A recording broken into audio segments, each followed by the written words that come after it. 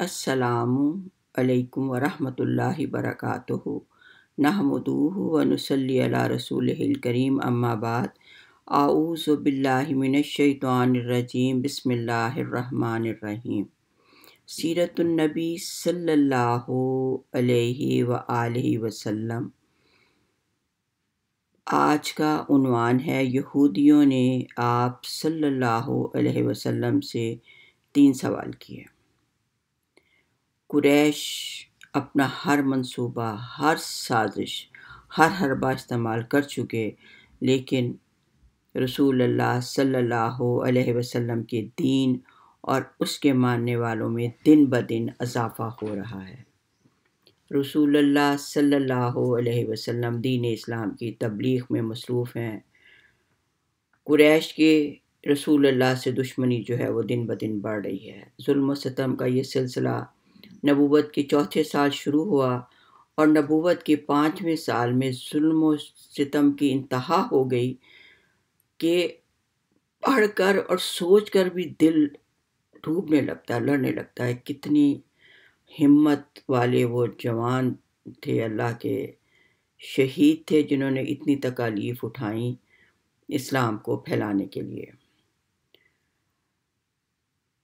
یہاں تک کہ مسلمانوں کا مکہ میں رہنا مشکل ہو گیا اور انہیں کفار کے ظلم و ستم سے نجات کے لیے سوچنے پر مجبور ہونا پڑا۔ انہی سنگین اور تاریک حالات میں اللہ تعالیٰ نے سورۃ کہف کا نازل ہوئی۔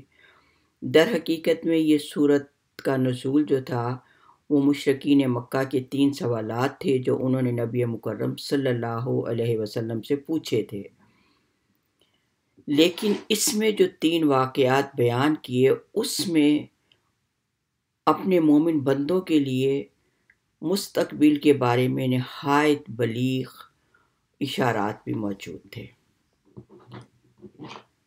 چنانچہ اصحاب کہف میں یہ واقعہ درس میں یہ موجود ہے کہ جب دین و ایمان خطرے میں پڑ جائے تو کفر و ظلم کے مراکز سے ہجرت کے لیے نکل پڑنا چاہیے۔ ارشاد ربانی ہے یعنی اصحاب کہف کے بارے میں کہ جب تم ان سے اور اللہ کے سوا دوسرے معبودوں سے الگ ہو گئے ہو تو غار میں پناہ گزین ہو جاؤ، تمہارا رب تمہارے لیے اپنی رحمت پھیلا دے گا اور تمہارے کام کے لیے تمہارے لیے آسانیاں جو ہے وہ پیدا کر دے گا۔ یعنی اصحاب کہف کو تسلی دی گئی تھی کہ تم انہیں اپنی ملک سے نکل جاؤ جہاں پہ انہوں نے اسلام کا اعلان کیا تھا، اور وہ بڑے رؤسا اور امراء کے بچے تھے یعنی جو اسلام لے آئے تھے۔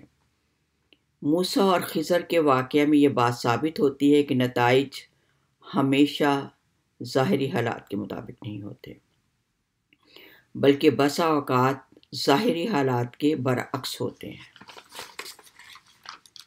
اس واقعے میں اس بات کی طرف لطیف اشارہ ہے کہ مسلمانوں کے خلاف اس وقت جو ظلم و ستم اور تشدد ہو رہا ہے اس کے نتائج اس کے بالکل برعکس نکلیں گے۔ یہ سرکش اور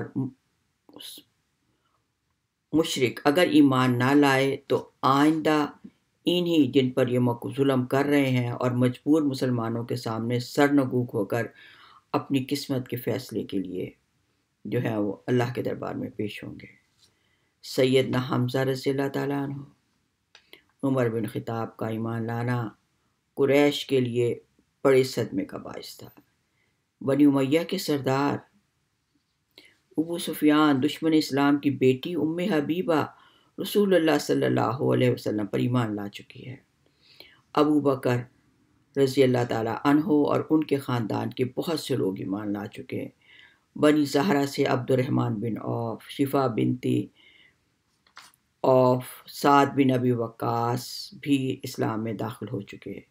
ابو جہل کے خاندان بنی مخزوم سے 12 مرد اور 12 عورتیں، اور اس میں یعنی ابو جہل کا بھائی بھی ایمان لے آیا۔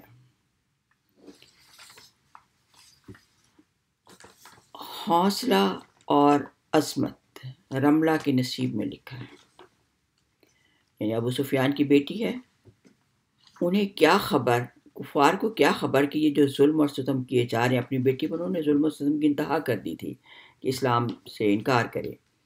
انہیں کیا خبر کہ دیار غیر میں پریشانی پر صبر اور اپنے رب کا بدلہ رملہ کو اللہ کریم کیسے دے گا۔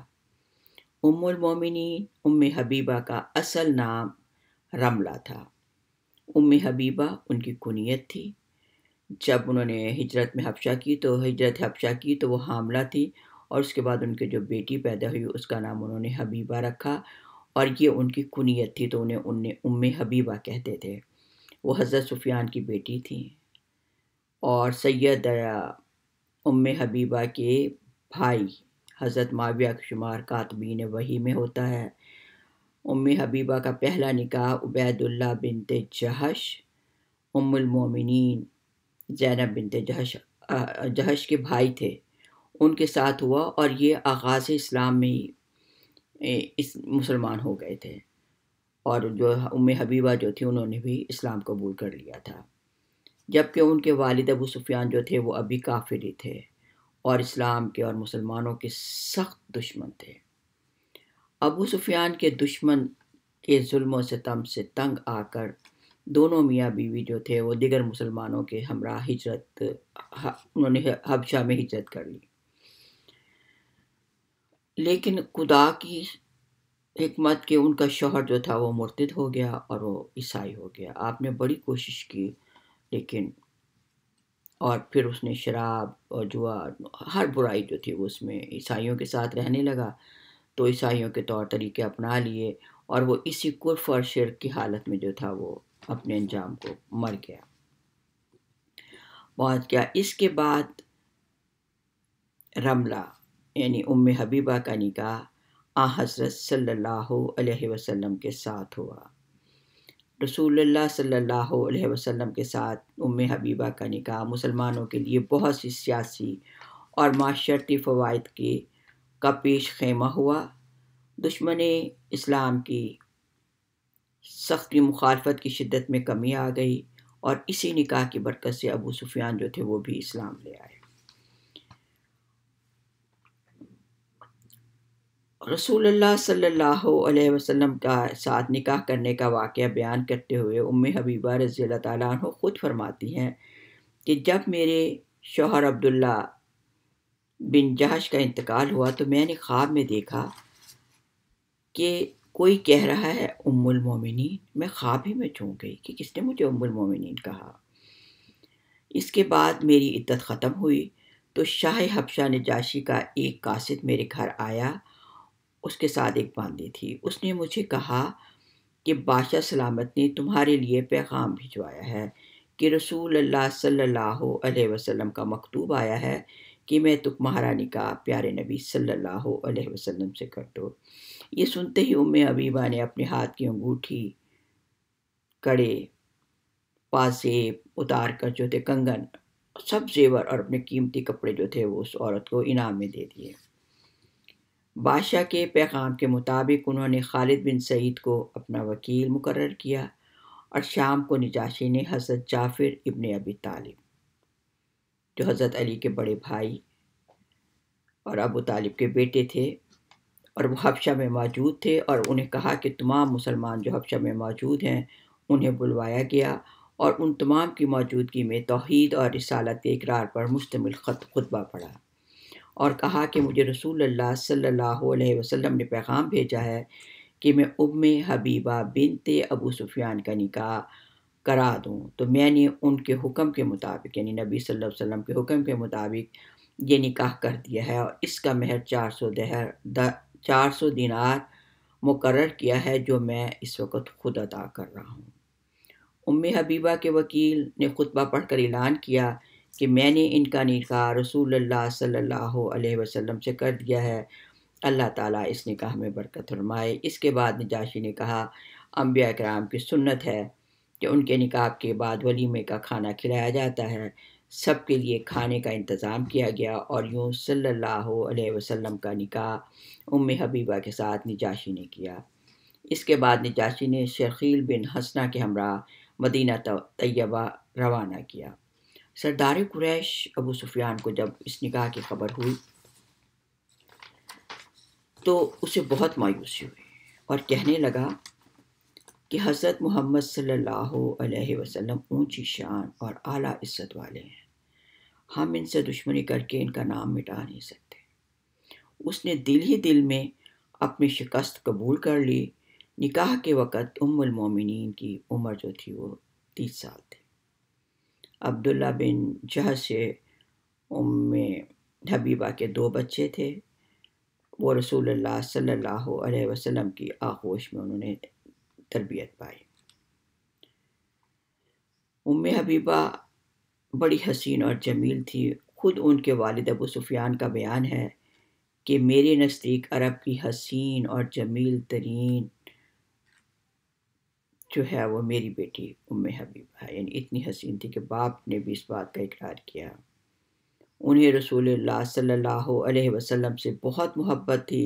رسول اللہ صلی اللہ علیہ وسلم کی محبت کا یہ عالم تھا کہ ایک بات ان کے والد ابو سفیان ان سے ملنے کے لیے آئے تو انہوں نے رسول اللہ صلی اللہ علیہ وسلم کا بستر فوراً لپیٹ دیا اور اپنے باپ کو بستر پر بیٹھنے کی اجازت نہ دی اور کہا کہ یہ سرکار دو عالم صلی اللہ علیہ وسلم کا بستر ہے، اس پر مشرک نہیں بیٹھ سکتا۔ ابو سفیان غصے سے بولا، تو شر میں مبتلا ہو گئی ہے۔ بیٹی نے فرمایا، میں تو کفر و ظلمت سے نکل کر اسلام کے نور اور ہدایت کی روشنی میں داخل ہو چکی ہوں۔